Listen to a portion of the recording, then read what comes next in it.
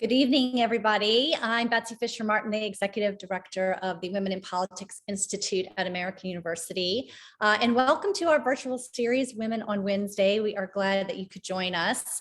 To those of you new to one of our events, WPI is a nonprofit and nonpartisan institute in AU's School of Public Affairs that aims to close the gender gap in political leadership. And we offer academic and practical campaign training, and we facilitate research and discussions like this on women in politics and leadership. And tonight, we want to take you behind the scenes of how the website Backpage, notorious, of course, as the world's largest sex trafficking operation, was shut down. And it wasn't easy, but thanks to the tireless work of our guest tonight, the website that operated in 800 cities around the world, running thousands of listings, advertising the sale of vulnerable young people for sex, is no longer. So former prosecutor Maggy Krell is here, and she shares the incredible story in her new book, Taking Down Backpage, Fighting the World's Largest Sex Trafficker. We're excited to have her with us to tell us the story, to share her thoughts on the issue, and of course, the work that is left to be done.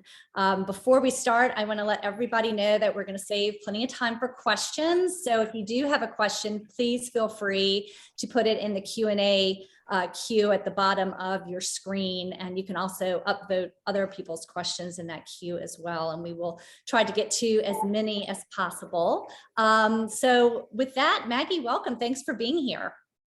Hi, good evening. Thank you so much for having me, Betsy. Of course. So I described Backpage as it's described here on your book subtitle as the world's largest sex trafficker. But for those who might not have been familiar with it and how it operated, can you give us a sense of that and the scope and who were some of the people behind it? Sure. Maybe I'll just even back up a little bit and sure. Kind of tell you how I first got fixated on this website. Yeah. I was a prosecutor at the California Attorney General's office. I was overseeing our human trafficking unit, which is composed of sex trafficking and labor trafficking. It's an umbrella term.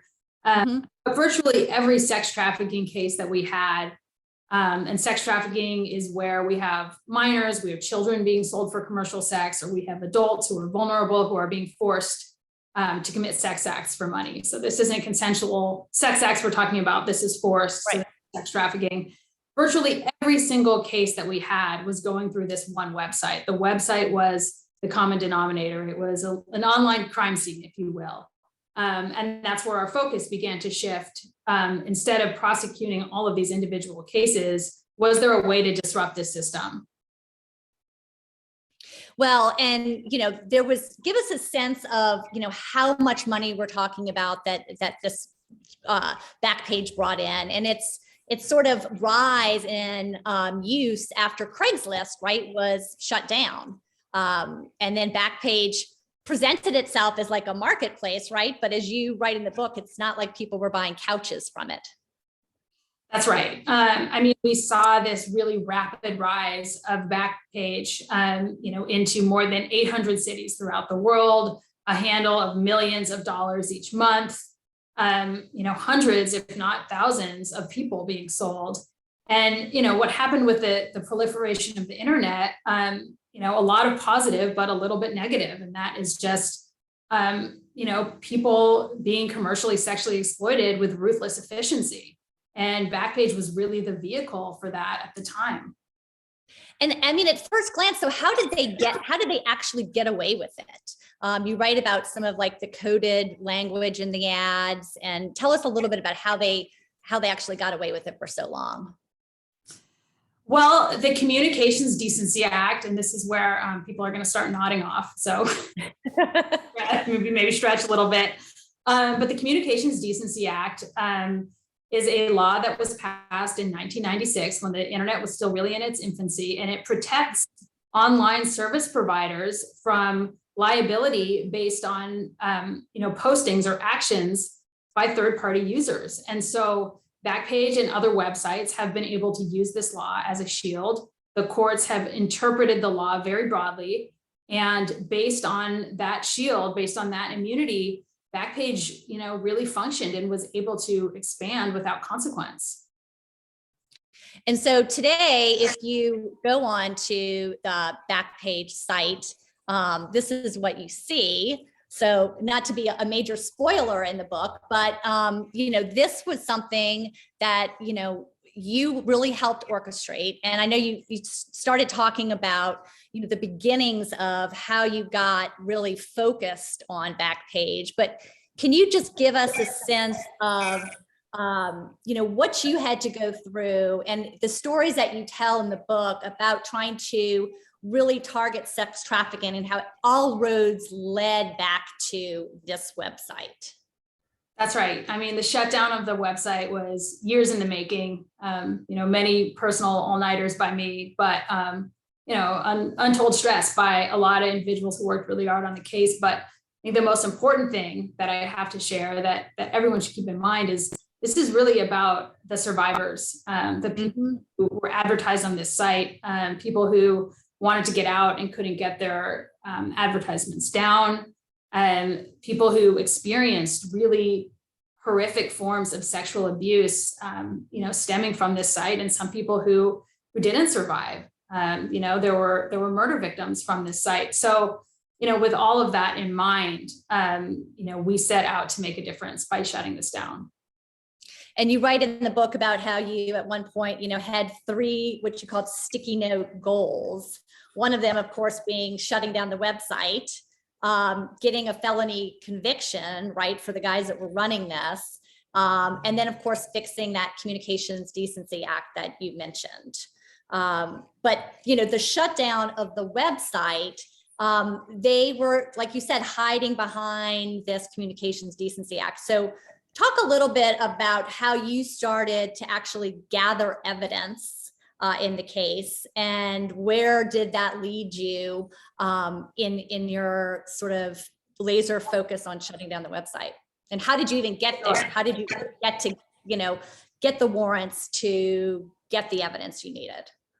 Sure. And the 3 sticky note goals came from, it's just like the yellow sticky note. Maybe that dates me in my investigation a little bit. I know everybody just has that on their computer, but for me, it was an actual note with my actual handwriting and actual pen that probably only I could read. After a meeting that I had, with a leader in the movement who was also a survivor, and she was explaining how she was working with teenagers who just were in disbelief that all of this was illegal, since it was so easy, for people to just be sold on the site, that their pimps or their boyfriends, as they would call them, or really their traffickers, were putting up ads, and that the fact that it was happening so easily sort of made them this kind of purchasable class of people where it's like it was okay, and that we need to be able to send a message back. And that's kind of, that meeting, because I remember her and I both sort of being in disbelief that this was legal. How could it possibly be? How could there be a law that would allow something on the internet that clearly wouldn't be allowed on a street corner? And so that's really, the note was, if that's really what the law does, we need to fix it. But first we need to figure out if we can shut this site down, and we need to arrest the person behind it. So that was really the story behind the goals. And I just sort of put it on the little sliding shelf where my keyboard came out of, and I would just kind of occasionally look at them. And that, became the template for the goals of the case. But building this case was hard. I mean, we had to figure out how the site operated, who was operating it from a daily basis, whether the owners of the site knew what was actually happening on the site, what efforts had been made to, reach out to see, whether there were, other things that they could be doing to prevent child trafficking on their site, the scope of how many victims there actually were, what internally the site was doing, either to prevent or report sex abuse. So, we had a lot of questions that we needed to answer before we went in with warrants or anything like that. But slowly and methodically, we started building this investigation. We put up an ad with an undercover officer to see, what kind of traffic that would get. We also, as you alluded to, put up an ad for a couch to see whether the other sections of the site, were really legitimate sections or not. I think within a 48-hour period, we got 800 or so calls on our commercial sex ad, and no calls on the well-priced couch. So that answered that. We also did kind of a reverse of that operation where we combed through ads just to see whether there were any expectations for anyone who was being advertised other than commercial sex. We had gotten the list from another nonprofit we were working with. They had kind of some algorithms they were using, because again, we're trying to find sex trafficking victims here. We're trying to find children who are on the site, people who are being trafficked on the site, knowing that some of the people on the site, might be, willing participants, if you will. I mean, there's kind of an entire spectrum out there, and we wanted to acknowledge that. But we got this list that were suspected to be minors, and we called through and we set up meetings with the people on the site. And sure enough, there was just one purpose. I mean, people were only using the ad for commercial sex. That's really, what it amounted to. So once that was clear, we started having a better idea of, what we could be what we could be pinning our case on. We had other contacts with the National Center for Missing and Exploited Children. They shared evidence that they had gathered with us, some notes, some meetings, that sort of thing.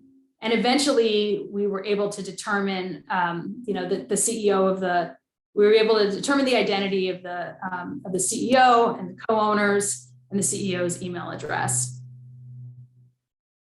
And then once you had the email address, you were actually able to, I guess, get a warrant then to go to Google, right, and get some of the emails. Right. And that was a real inflection point in the case. We were able to interact with the owner.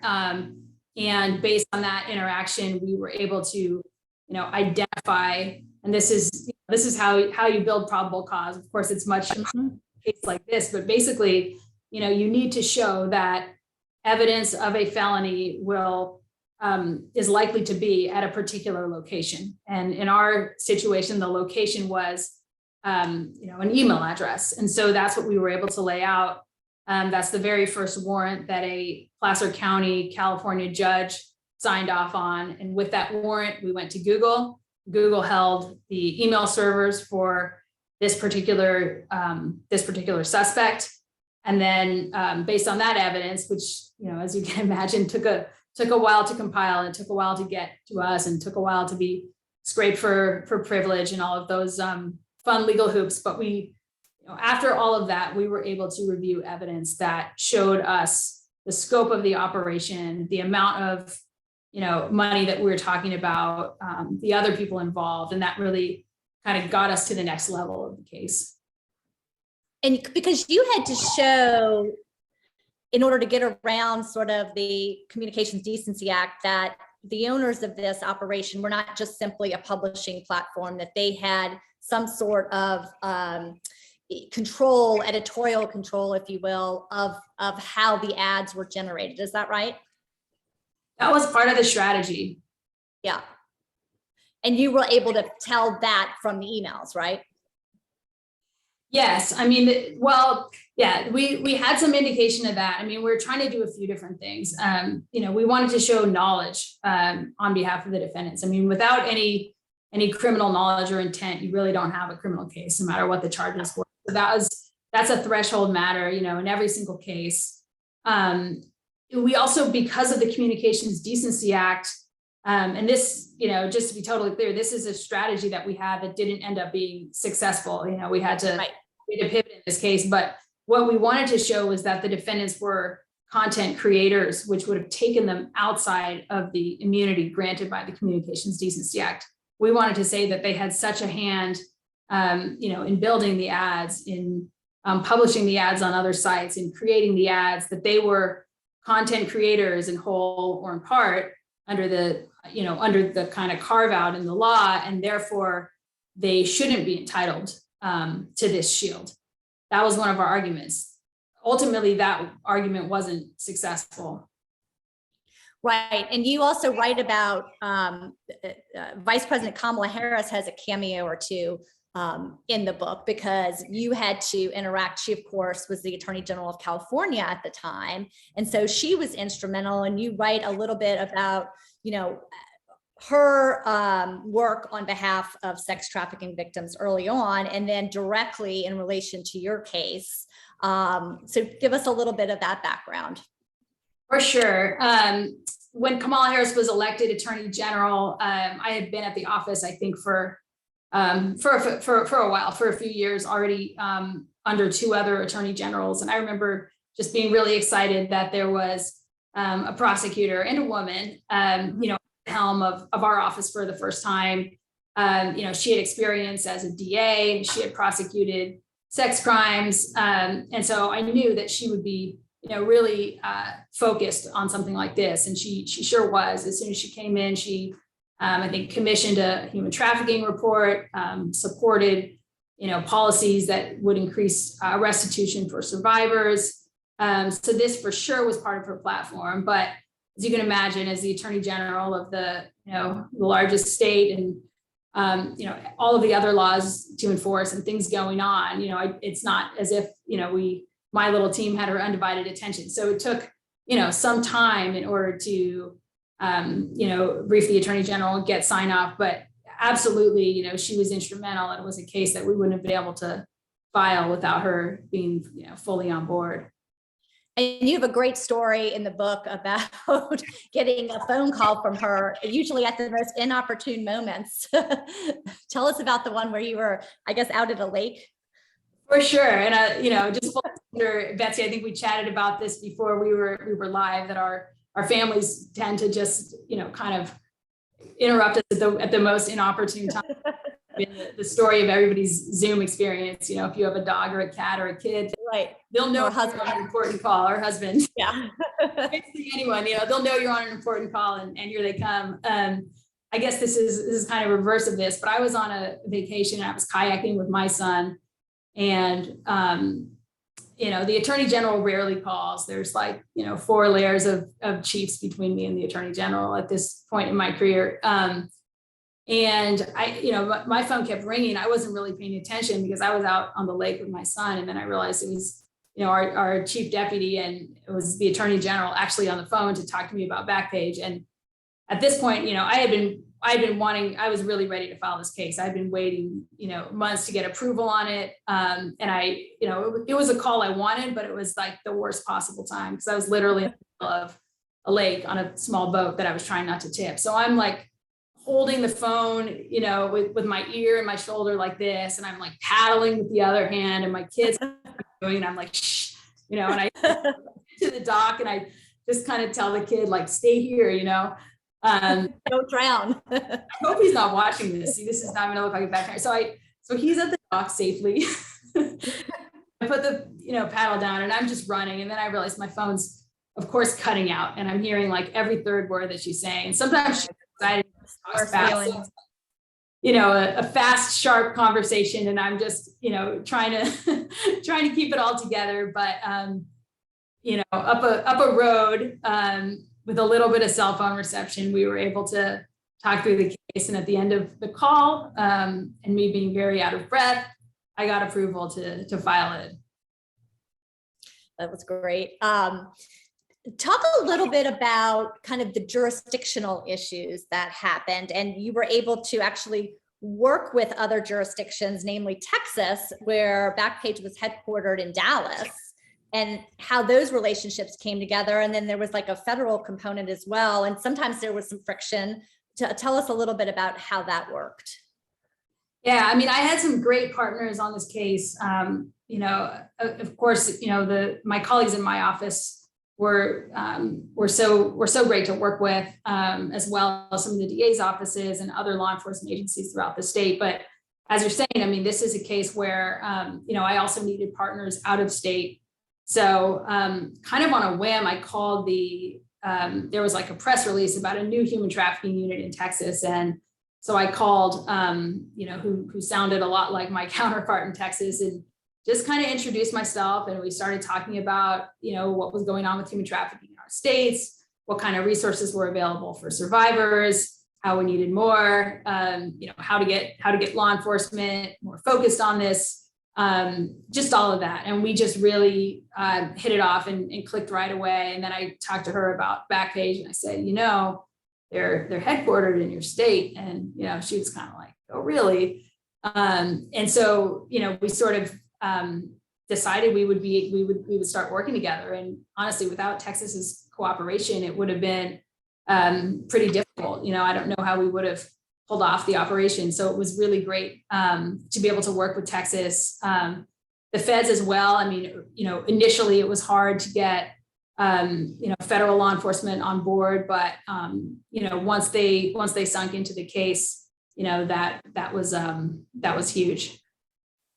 And so you write about this kind of pivotal moment with your, team in Texas, where you all got an arrest warrant for the CEO. He was flying back from the Netherlands to Houston. You guys were going to pull off an operation to nab him there and then raid essentially the Backpage headquarters in Dallas. Tell us how that played out, because that was kind of a nerve-wracking scene in the book.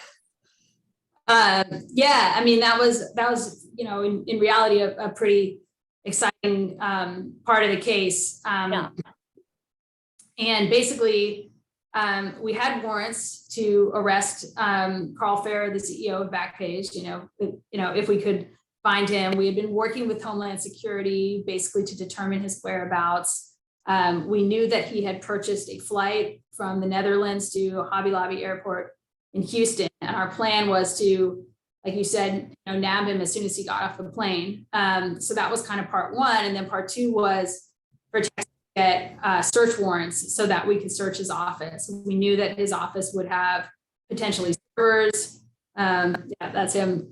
Would have servers. Would have all kinds of employee manuals, actual employees who we hope to interview, computers and other evidence that we intended to seize. So Brian Fichtner, who's in the book a lot, but he was I'm avoiding weird lighting. He the lead investigator in the case in California. So he and I went to Texas together. We met up with our counterparts from the Texas Attorney General's office and went through the plan. And then Brian and I split up. He went to Texas and he was going to be part of the arrest, and I was going to stay in Dallas to be part of the search of the office. And it was kind of one of those plane rides that went by so slowly, because we didn't know if he'd for sure get on the flight. And there were all these contingencies, if he got wind of our operation, would he not get on the flight? Would he just not get on the flight because he changed his plans? Would the flight get delayed? So there were so many, kind of things that could go wrong, and we were just sort of waiting. And then we got confirmation that he boarded the flight. So we were like, great, we've got 11 hours, but it wasn't like we could go into the office early, because we didn't want to go in the office until he was secured. And right, because you didn't want to tip him off. We didn't want to tip him off. We didn't want, the employees to be able to communicate with him. So there we kind of were. So we were waiting. So that was just a really, angst-filled period of time where I was literally like monitoring his flight on United.com while it, traversed the globe. But eventually it landed, and we got the signal that he had been arrested without incident. The Texas agents, went into the office, just basically started searching. I got the signal that I could go in, and we began the search. And then I don't know if you meant for me to tell this part, but while we're doing spoiler alerts, sure. I then got a message that he was already trying to post bail out of the jail in Houston. I had thought that he wouldn't be able to post bail until after we went through an extradition hearing, which is what you do when you're trying to get a fugitive from, one state to another. Right.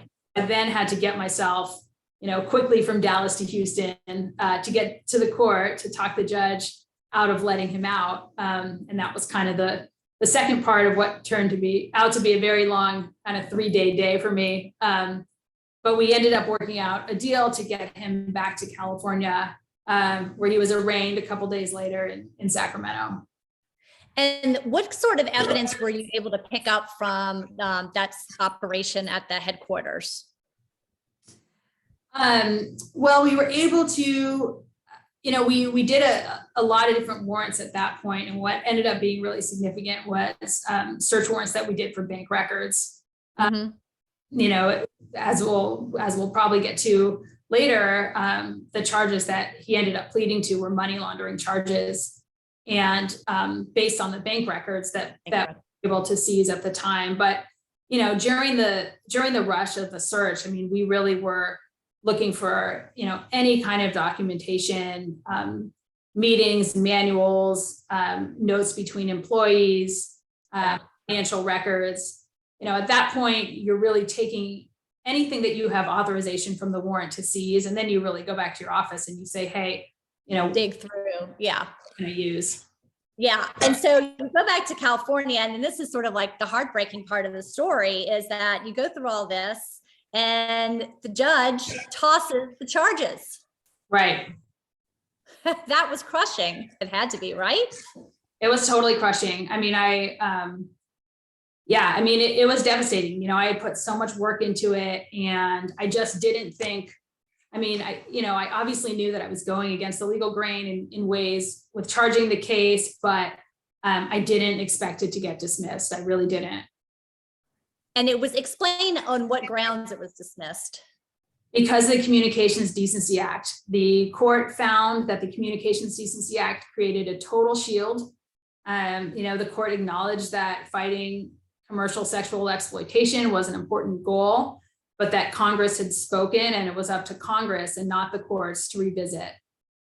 So essentially, that the Communications Act was a total shield to prosecuting a website for facilitating sexual abuse. And so, and you alluded to this, you were able to kind of go back at a second run on this, on that money laundering charge, because they had a scheme going, right, where credit card companies and banks had started to refuse to process the payments, obviously because of the bad publicity of what they were doing, but they had found ways to kind of essentially shift money through other different kind of accounts. And that's ultimately what you guys got them on, right? That's right. At that point, I, kind of dusted myself off, and had to, I had new evidence. So that was good. And based on the new evidence, I was able to file new charges and really, pivot the case into a financial case. Ultimately, I still was able to, check off those sticky note goals, using this money laundering theory. It wasn't, how I expected the case to go. And certainly, having a case like that dismissed, and all of it, happened quickly and publicly, and that was really difficult. But being able to pivot and stand up and keep fighting, and where there's a will, there's a way, and we managed to get it done. And as a condition for his plea agreement, that's when they agreed to actually shut down the site. Is that right? Right. That his plea agreement, the site being shut down, all kind of happened, within the same week. And he basically, pled in the California case, pled in the Texas case, admitted liability on behalf of Backpage, the entity, and also pled guilty to several charges in federal court. And at the same time as all of that was happening, Congress actually passed, and the president at the time signed the FOSTA SESTA, Stop Enabling Sex Trafficking Act, which created an exception to the otherwise broad immunity afforded by Section 230. So that was a slight change in the law that occurred in 2018, based in part on some of the battles that we had going on. Yeah, because I wanted to ask you about that too. I mean, does what happened in the case, did the awareness and the publicity around the case, do you think drove Congress to take action? I'm sure that there were people, of course, lobbying for it, but was that a significant component of it? Certainly. I mean, I think a lot of advocates were really frustrated that Backpage had existed and expanded for so long. I mean, definitely the law is about a lot more than one website or one case, but the idea that this huge loophole was being exposed, I think was helpful. And then the other part of that, of course, is that Congress, and I didn't know all of this at the time, when I'm kind of in my corner of the world investigating this criminal case. And meanwhile, a congressional committee is also, doing an investigation of Backpage. So they came out with a pretty scathing report about Backpage facilitating child sex trafficking. And that came out, just a few months after the first round of my case got dismissed. So that was really a game changer. And I think that report from Congress getting sent to the U.S. Attorney's Office also helped spur, more action from the federal government, and certainly put more daylight on what was happening. Right. And then just in terms of like where things are now, and I know you're no longer in the prosecutor's office, but there is sort of this outstanding, these are the two co-founders, right, of Backpage, and they are still going through the legal system, right, in terms of the case against them. That's right. The case continues to, drag through the legal system. There's been delays, due to COVID and continuances and more delays. So, I expect the case to continue to drag on. And meanwhile, I think we're still having a really dynamic conversation about the Communications Decency Act. And we're focusing today on commercial sexual exploitation through the internet, but there's also, the other kinds of commercial sexual abuse on the internet. And then of course, disinformation and misinformation, and all of that. And, all of these platforms have used Section 230 as a shield. And I think, not just in the sex trafficking world, but now, it's a real broader conversation of, right, what kind of protections do we need on internet platforms? Right. And you write about, though, sort of where we are now in terms of, human trafficking, sex trafficking in sort of this post Backpage era, now that the site has been shut down, and there's been a dramatic decline, thankfully, and I guess not too surprisingly, because Backpage isn't there any longer.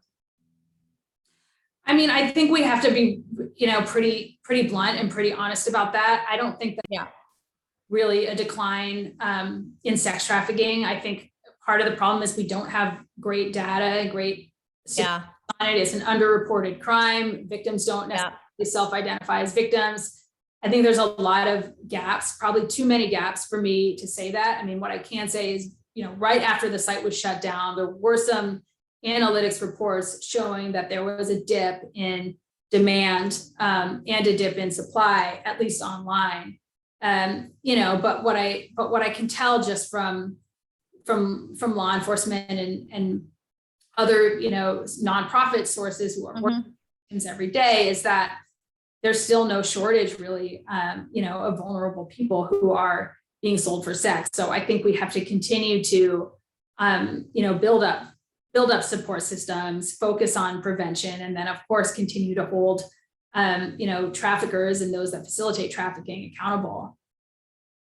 Right. And just beyond kind of the criminal justice system, you write a little bit about this in the book too, like what else is needed aside from that criminal justice response to address kind of the root causes that we see and trying to help the victims? Well, I think, and I talk about this a little bit in the book, what we've seen is a disproportionate number of victims who are coming from the child welfare system, foster kids who are sexually abused in the home. And so when we know that certain kinds of kids are, disproportionately targeted and more likely to be vulnerable, I think we have to look at what kind of support systems we have in place for these kids and for their families. One organization I wanted to highlight, and there's so many organizations that I've had the privilege to work with in this space, but Three Strands Global Foundation, hopefully their website's in the chat. Yeah, but that's going to put that in the chat. Awesome. They're a national organization and they've rolled out a prevention curriculum. California law actually requires human trafficking prevention to be taught in public schools. Other states are looking at that as well. But I think the benefit of that sort of thing is you're really arming kids with the knowledge they need to have to protect themselves and protect each other.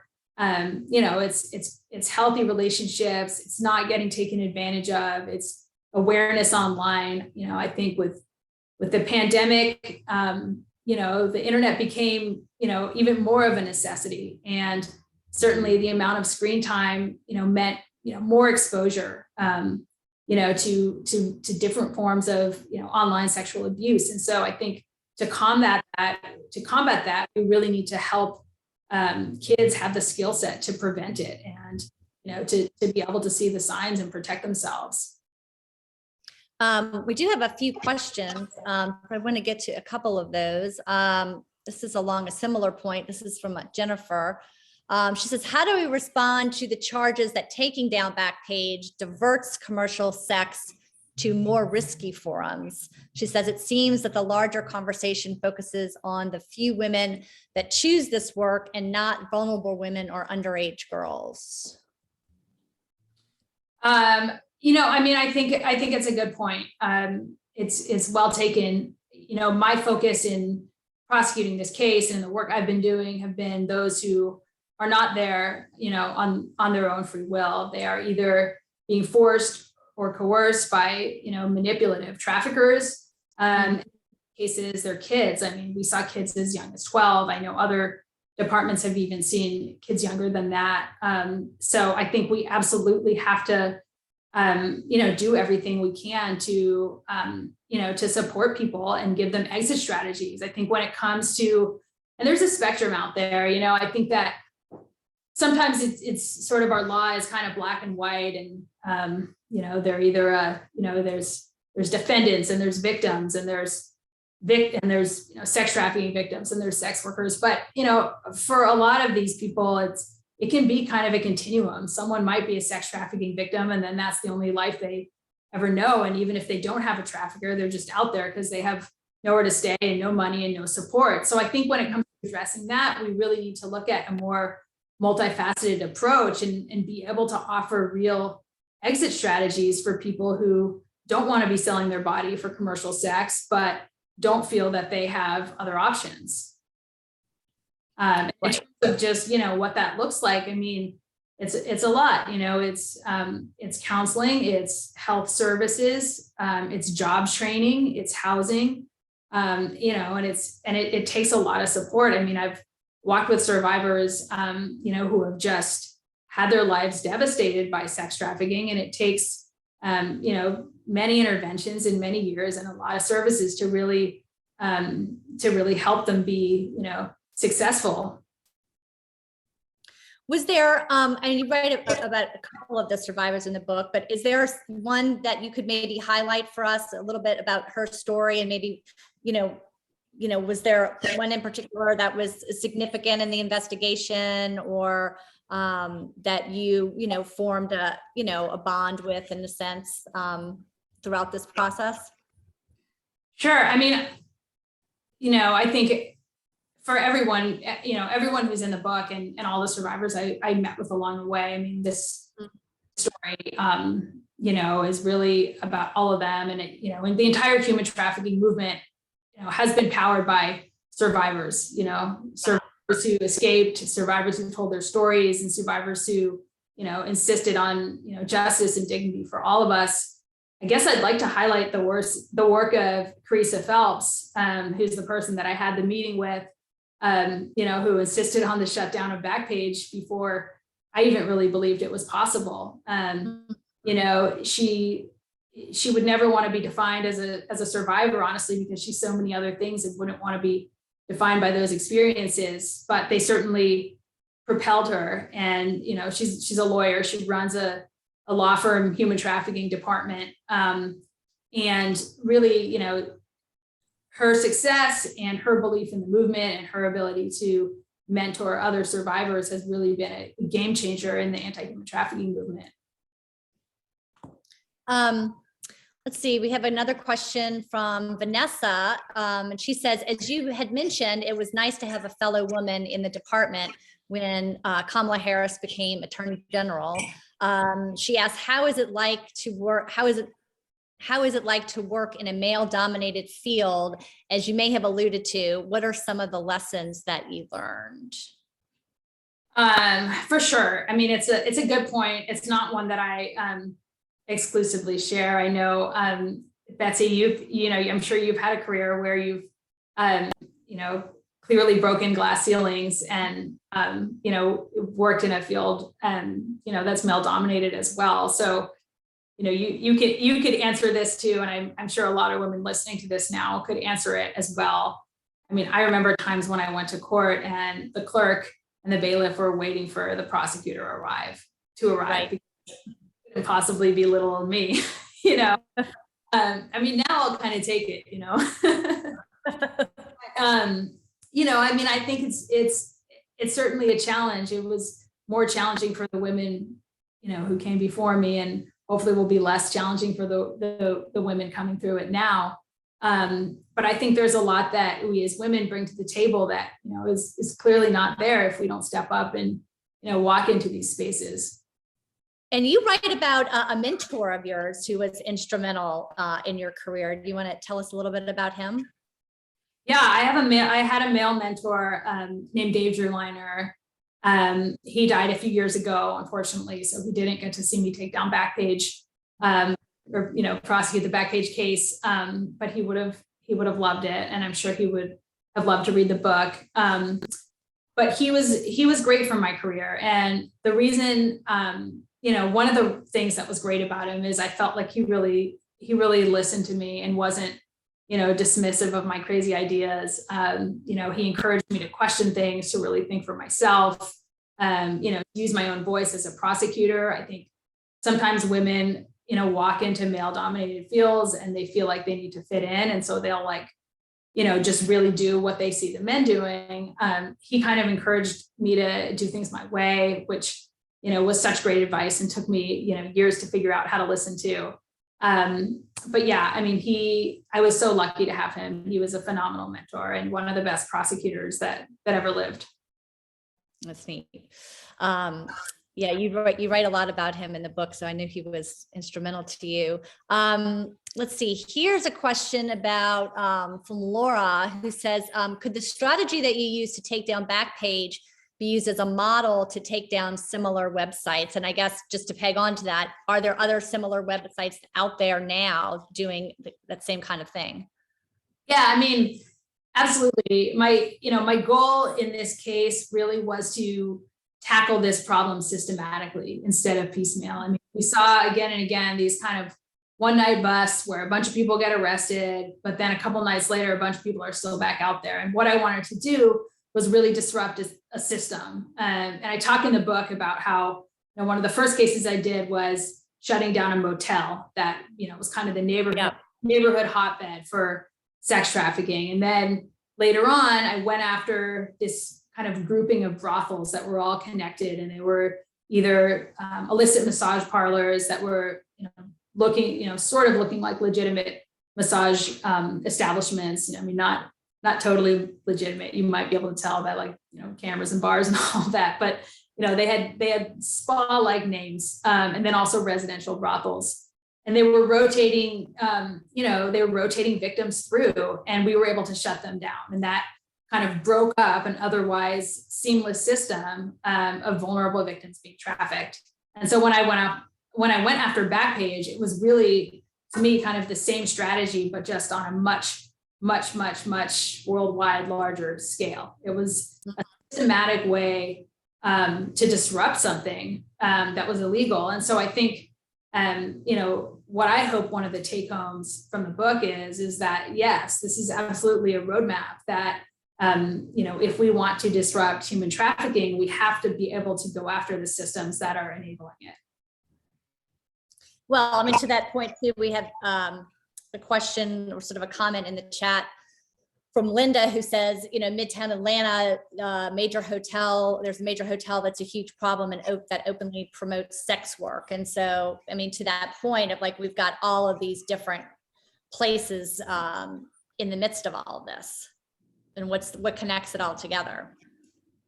Yeah, I think that's right. I would say, the focus should be on on the exploitation, on the survivors and what kind of services they might need. And that law enforcement should absolutely intervene to shut down, any kind of system that's, perpetuating sex trafficking.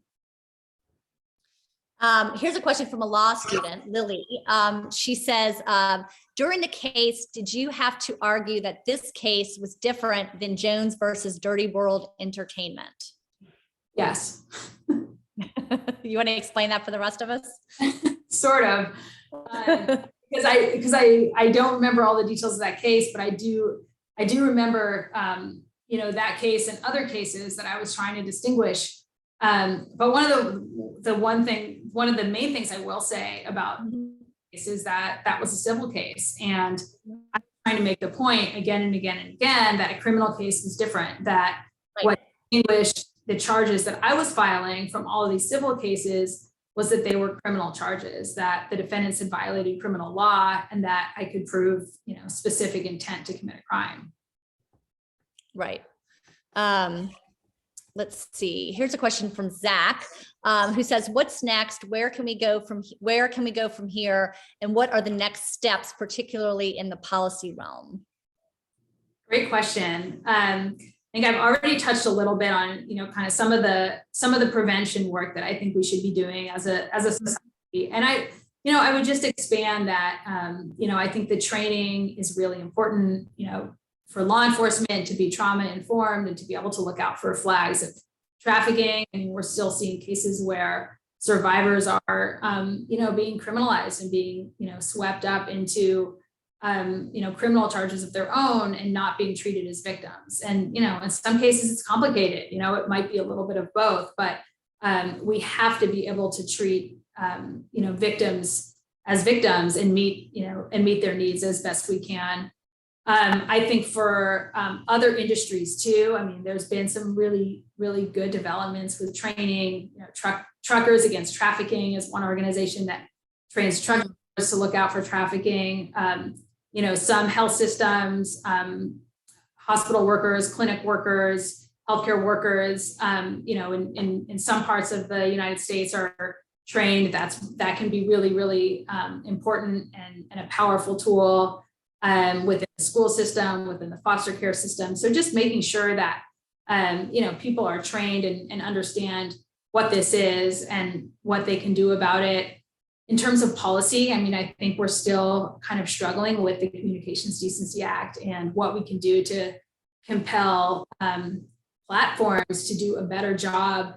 Really, they haven't done an adequate job policing themselves. And so to incentivize enforcing their terms of use and their own agreements, working, from a consumer protection standpoint, I think there's more we can do in those areas, and certainly that would help prevent human trafficking. I think focusing on the underserved victim populations is really important. Just seeing how, a disproportionate number of girls and women of color are victims of trafficking. So I think we need to keep that in mind as we're, investing in underserved communities. This is a question from Kaylee.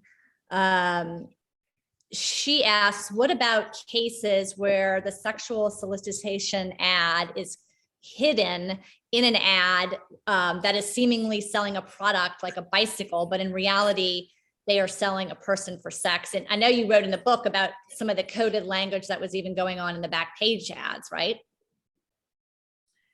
Yeah, I mean, I think that, we're certainly going to see that, that sometimes language is going to be latent, sometimes it's going to be coded.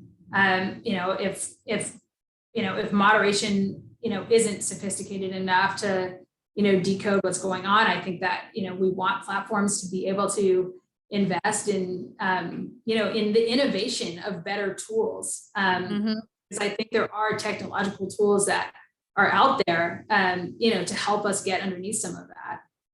And what are the responsibilities of some of these tech platforms to regulate this internally themselves, like the Facebooks of the world? Well, that's the problem. I mean, there's not, there's not really, consistent best practices. And I think that's kind of where the gaps are right now. We got another legal law question for you. We're doing a master class in law here from Lily again. She said someone next to her is asking, did Backpage meet the material contributions test? The material contributions test. Material contributions test. In terms of content creation? I don't know. I don't think the court has, to my knowledge, I don't think the court's made a finding on that. Okay, interesting. We have a question from Lucy, who is one of our WPI professors, and I think has her class watching this. And she says, did having a woman attorney general involved make a difference in whether or how the case was pursued? Does having women in leadership roles like yours generally bring greater attention to issues like this? Well, that's a good question. I mean, I don't think that you need to be a woman to care about this. I don't think you need to be a parent to care about this. I have, I've worked with, men and women who care equally about this. And I think men and women are equally responsible for fixing this. So I'm not willing to let anybody off the hook here. I think that women, bring a perspective, and overall, I think that representation matters, that, that we need diversity in leadership. And of course, that includes gender diversity. I absolutely think it makes a difference. And I think we have time for one final question here. This is from JT, who says, can we just eliminate demand, then the rest of this is moot? And I guess that gets to a point that you also alluded in the book, is sort of, changing some of the culture and behind all of this. Yeah, that's a great question, and I'm glad to end on that, because it kind of brings up that I didn't say yet, and that's that I think that we have started to see this cultural shift. That when I first filed the Backpage case, it was 2016. It was before the Me Too movement, right? Before the congressional report on Backpage facilitating sex trafficking. It was before a lot of these really high-profile sex abuse cases, which have like the Jeffrey Epstein case too, right? Yeah, before the Epstein case, and I think all of those cases and all of these brave survivors coming forward has really helped, with a shifting cultural landscape. We had the Me Too movement, and that's, I see that as a continuing movement. We had the Epstein case where, of course, Epstein committed suicide before trial, but Maxwell, is convicted for now. We saw R. Kelly, his accusations, and that he got convicted. We saw Harvey Weinstein get convicted, and we saw other survivors of pretty high profile men who came forward. And so I do think that signals that we are kind of in an inflection point where something that used to be just sort of boys will be boys is now really called into question, and people are being held accountable. So I think that is step one. In terms of demand reduction, that is a concerted effort on behalf of a lot of law enforcement agencies. And that looks like, major stings to arrest buyers, and they can be successful. And I think that, yes, reducing demand and having consequences for those who do demand is a really important part of combating sex trafficking. And I think also, the civil litigation too, right? I mean, we just saw the, Prince Andrew's, massive settlement in that case, right? Yeah, I mean, I think that's important. I mean, I think it's another step in the right direction. And I think the signal for survivors is, because no matter how powerful the perpetrator actually is, person who's in that abusive relationships thinks that they're all powerful. So they don't have to be Prince Andrew for, that victim in the case to feel like they are, the Prince Andrew. So, seeing these powerful men, be held accountable in some way or another, I think is just a really important signal. For sure. Well, Maggie, congratulations on the book. Thank you again for spending some time with us tonight to walk us through this incredible story. And I know we have the book link in the chat, and we also have the link to 3 strands in the chat as well. So we would encourage you to everyone to check that out. And we really appreciate you all joining us this evening. And thanks so much. Thank you so much, Betsy. Such an important conversation, and I really appreciate you taking the time to have it with me. Absolutely. Take care. Appreciate it.